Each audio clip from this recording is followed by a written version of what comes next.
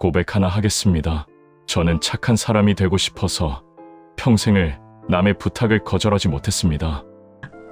돈을 빌려달라면 빌려주고, 일을 떠넘겨도 받아주고, 억울해도 먼저 사과했습니다. 그렇게 쌓인 게 뭔지 아십니까? 감사 인사가 아니었습니다. 병원비였습니다. 미움받는 게 두려워서 나를 잃어버린 사람의 이야기, 오늘 함께 나눠보겠습니다. 이 채널이 마음에 드신다면 구독 한번 눌러주십시오. 비슷한 마음의 이야기를 계속 전해드리겠습니다. 한 시골 마을에 농부가 살았습니다. 이 농부는 마을에서 제일 부지런하고 제일 착한 사람으로 통했습니다. 누가 밭일을 도와달라 하면 두말 없이 달려갔고, 누가 쌀을 빌려달라 하면 자기 식구 먹을 것을 덜어서라도 내주었습니다. 마을 잔치가 있으면 새벽부터 나가 준비를 했고, 장례가 나면 맨 먼저 달려가 곡을 했습니다. 마을 사람들은 말했습니다. 저 사람처럼 착한 사람이 또 있을까? 농부는 그 말을 들을 때마다 조금은 뿌듯했습니다. 그런데 이상한 일이 있었습니다. 밤마다 잠이 오지 않는 것이었습니다. 이불 속에 누우면 가슴이 답답하고 이유 없이 눈물이 났습니다. 아내가 걱정스러운 눈으로 바라보면 농부는 괜찮다고 손을 내저었습니다. 그러나 속으로는 이렇게 되뇌고 있었습니다. 나는 왜 이렇게 힘든 걸까? 착하게 사는데 왜 행복하지 않은 걸까? 이 이야기 혹시 남의 일 같지 않으시다면 조금만 더 귀를 기울여 주십시오. 우리는 어릴 때부터 이런 말을 듣고 자랐습니다. 착한 아이가 되어라. 남에게 피해 주지 마라. 참는 것이 이기는 것이다. 부모님이 해주신 이 말씀들이 틀렸다는 게 아닙니다. 그런데 문제는 이 말들을 너무 깊이 새긴 나머지 어느 순간 우리가 스스로를 감옥에 가두었다는 것입니다. 명심보감에 이런 구절이 있습니다. 입에 꿀이 있으면 배에 칼이 있다. 원래는 겉과 속이 다른 사람을 경계하라는 뜻입니다. 그러나 가만히 생각해 보면 착한 사람들이야말로 입에 꿀을 머금고 사는 사람들이 아닙니까? 싫어도 좋다 하고 힘들어도 괜찮다 하고 속에서는 칼로 찔리는 것 같은데도 웃음을 짓습니다. 다만 그 칼이 남을 향한 것이 아니라 자기 자신을 향해 있을 뿐입니다. 한 회사원이 있었습니다. 30년을 한 직장에서 일했습니다. 후배들이 실수하면 자기가 뒤처리를 했고, 상사가 무리한 요구를 해도 네, 알겠습니다 하고 받아들였습니다. 퇴직 인사를 할 때 동료들이 말했습니다. 당신 같은 사람이 또 있을까요? 선배님은 정말 좋은 분이셨습니다. 그런데 퇴직하고 집에 돌아온 그날 밤 아내에게 이렇게 말했습니다. 나는 30년 동안 좋은 사람이었지만 단 하루도 나 자신이었던 적이 없었어. 이것이 착한 사람이라는 감옥의 실체입니다. 밖에서 보면 훌륭한 사람이지만 안에서는 자기 자신이 질식하고 있는 겁니다. 그렇다면 왜 우리는 이토록 미움받는 것이 두려운 걸까요?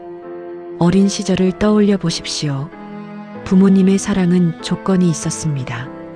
말을 잘 들으면 칭찬을 받았고, 때를 쓰면 혼이 났습니다.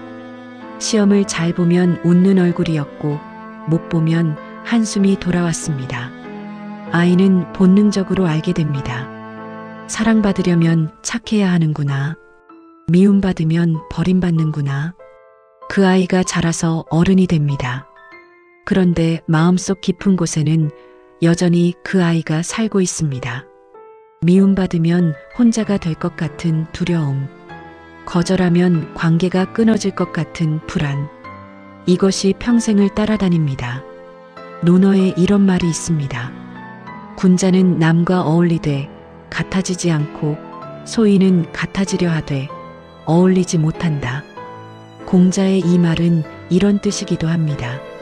진정한 어른은 상대와 다르더라도 자기를 잃지 않는 사람이라는 것입니다. 그러나 미움이 두려운 사람은 끊임없이 같아지려 합니다. 상대의 기대에 맞추고, 상대의 요구에 맞추고, 상대의 기분에 나를 맞춥니다. 그러다 보면 정작 나라는 사람은 어디에도 없게 됩니다. 한 어르신이 이런 이야기를 해주신 적이 있습니다. 젊었을 때 시어머니와 함께 살면서 반찬 하나도 자기 입맛대로 만든 적이 없었다고 합니다. 남편이 국이 싱겁다 하면 다음 날은 소금을 더 넣었고, 아이가 반찬이 맵다 하면 그 다음부터는 고춧가루를 빼고 요리했습니다. 수십 년이 흐른 뒤 혼자 밥을 먹게 되었을 때 이 어르신은 멍하니 부엌에 서 있었습니다. 내가 좋아하는 맛이 뭐였더라? 아무리 생각해도 떠오르지 않았습니다. 자기 입맛을 잃어버린 겁니다. 음식의 간이 아니라 인생의 방향을 잃어버린 것이나 마찬가지였습니다. 다시 처음의 농부 이야기로 돌아가겠습니다. 잠을 이루지 못하던 농부는 어느 날 현자를 찾아갔습니다. 현자에게 자기 사정을 이야기했습니다. 저는 평생 착하게 살았는데 왜 이렇게 괴로운 겁니까? 현자는 한참을 가만히 듣더니 이렇게 물었습니다. 자네 밥 먹을 때 반찬이 짜면 어떻게 하는가? 농부가 어리둥절한 표정으로 대답했습니다. 짜면 안 먹지요. 현자가 고개를 끄덕이며 말했습니다. 그런데 왜 인간관계에서는 짠 것도 쓴 것도 다 삼키고 사는가? 음식도 가려 먹으면서 사람은 왜 가리지 못하는가? 농부는 그 자리에서 아무 말도 하지 못했습니다. 머릿속이 하얘지는 것 같았습니다. 이제껏 한 번도 생각해 보지 못한 질문이었기 때문입니다. 현자는 이어서 말했습니다. 착하게 사는 것과 자기를 잃어버리는 것은 다른 것이네. 자네는 착한 게 아니라 무서운 거야. 미움받는 것이 무서워서 자기를 숨기고 사는 거지. 그 말이 농부의 가슴에 비수처럼 꽂혔습니다. 돌아오는 산길에서 농부는 한참을 울었습니다. 그런데 이상하게도 그 울음은 슬픈 울음이 아니었습니다. 뭔가가 무너지면서 동시에 가벼워지는 느낌이었습니다. 여기서 오해하지 말아야 할 것이 있습니다. 미움받을 용기라는 것은 남에게 함부로 대하라는 뜻이 아닙니다. 예의 없이 살라는 것도 아니고 관계를 다 끊고 혼자 살라는 것은 더더욱 아닙니다. 미움받을 용기란 내 마음에 솔직해지는 것입니다. 싫은 것은 싫다고, 힘든 것은 힘들다고, 내 생각이 다른 것은 다르다고 말할 수 있는 것입니다.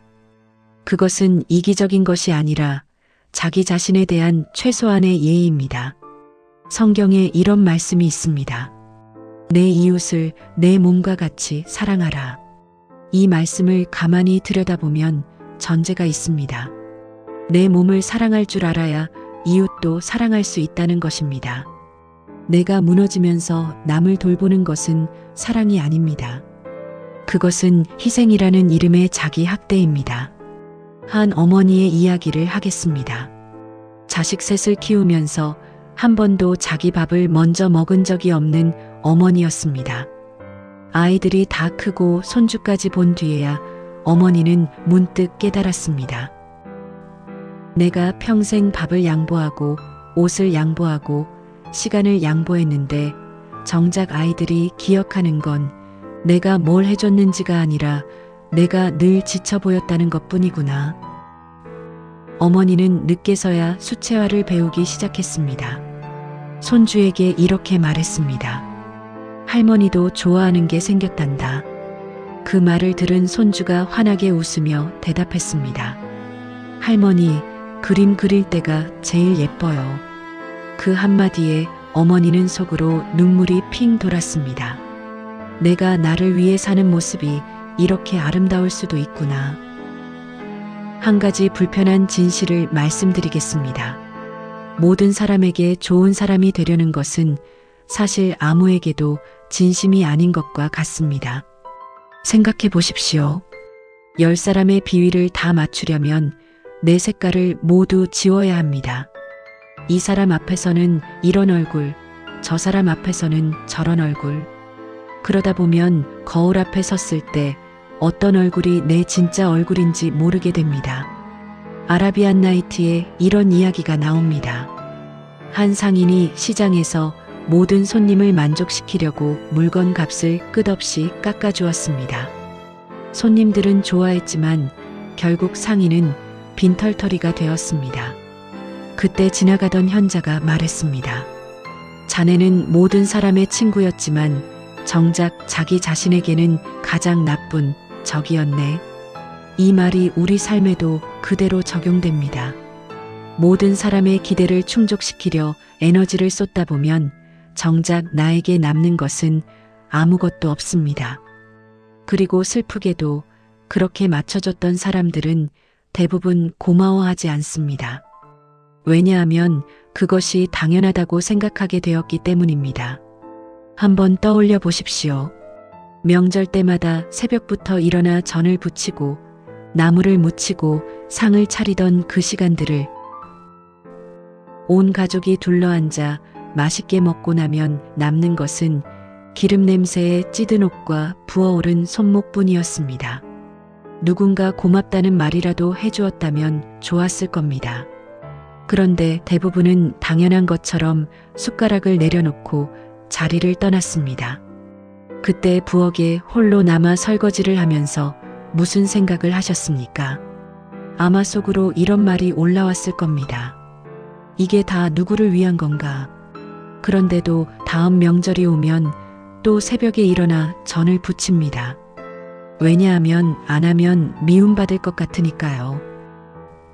그러면 어떻게 미움받을 용기를 낼 수 있을까요? 거창한 것이 아닙니다. 첫째, 작은 거절부터 시작하는 것입니다. 오늘은 실은 모임에 가지 않아도 됩니다. 미안하지만 오늘은 좀 쉬고 싶다는 한마디면 됩니다. 처음에는 가슴이 두근거릴 겁니다. 그런데 한번 해보면 알게 됩니다. 세상이 무너지지 않는다는 것을.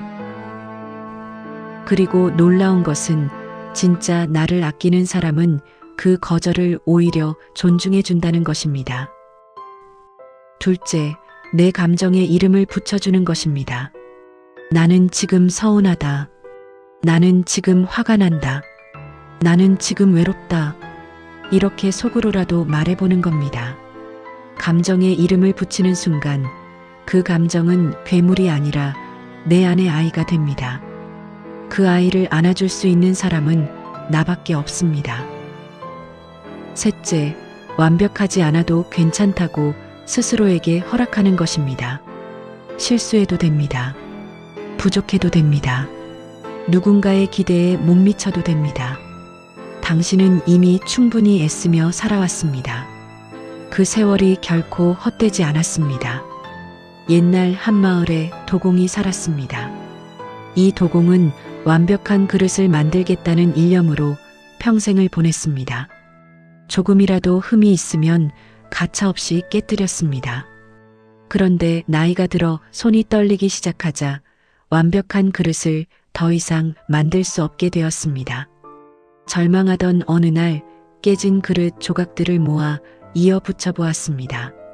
금가루로 이음새를 메우자 세상에 단 하나뿐인 아름다운 그릇이 탄생했습니다. 흠집이 오히려 아름다움이 된 겁니다. 이것이 일본에서 말하는 금수선입니다. 깨진 것을 감추는 것이 아니라 깨진 자리를 금으로 메워 더 아름답게 만드는 것입니다. 우리의 상처도 마찬가지입니다. 그 흠집들이 우리를 더 깊은 사람으로 만들어줍니다. 처음에 농부가 어떻게 되었는지 말씀드리겠습니다. 농부는 현자의 말을 듣고 마을로 돌아왔습니다. 그리고 조금씩 달라지기 시작했습니다. 이웃이 새벽에 밭일을 도와달라고 했을 때 처음으로 이렇게 말했습니다. 미안하네. 오늘은 내 밥부터 해야 할 것 같아. 그 말을 하는데 온몸이 떨렸습니다. 속으로는 이런 생각이 스쳤습니다. 이 사람이 나를 나쁘게 볼까? 마을 사람들이 수군거리면 어쩌지? 그런데 이웃은 의외의 반응을 보였습니다. 알겠네. 자네 밭이 우선이지 당연한 거 아닌가? 농부는 그 말을 듣고 한참을 멍하니 서 있었습니다. 이제껏 거절하면 큰일이 날 것처럼 겁을 먹었는데 아무 일도 일어나지 않았기 때문입니다. 물론 모든 사람이 그렇게 이해해주지는 않았습니다. 어떤 이웃은 뒤에서 수군거리기도 했습니다. 전마 저거 요즘 와쳐라노. 원래 안 좋겠는데 전마 저거 쫌새이가 대뿐네. 그러나 농부는 더 이상 흔들리지 않았습니다. 왜냐하면 알게 되었기 때문입니다.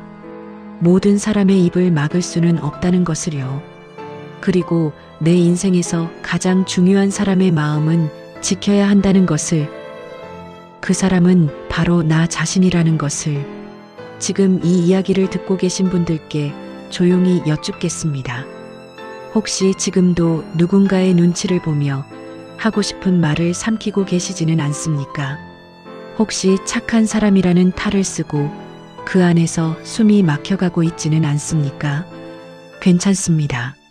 지금 이 순간부터 시작하면 됩니다. 미움받을 용기란 남을 미워하라는 것이 아닙니다. 나를 사랑하라는 것입니다. 내 마음의 소리에 귀를 기울이라는 것입니다. 그것이 진짜 용기입니다. 한국 속담에 이런 말이 있습니다. 구르는 돌에는 이끼가 끼지 않는다. 남의 시선에 멈춰 서지 않고 자기 길을 가는 사람은 아무리 세월이 흘러도 빛이 바래지 않습니다. 여러분은 이미 충분히 착하게 살았습니다. 이제는 자기 자신에게도 착해질 차례입니다. 미움받을 용기가 아니라 사실은 나를 사랑할 용기입니다. 그 용기를 오늘 여기서 조용히 꺼내어 보시면 어떨까요? 오늘 이야기가 여러분의 마음 한켠에 작은 위로가 되었으면 합니다. 비슷한 경험이 있으시다면 댓글로 여러분의 이야기를 나눠주십시오. 혼자라고 생각했던 그 마음이 사실은 수많은 사람들의 마음이기도 하니까요. 함께 나누면 그 무게가 조금은 가벼워질 겁니다.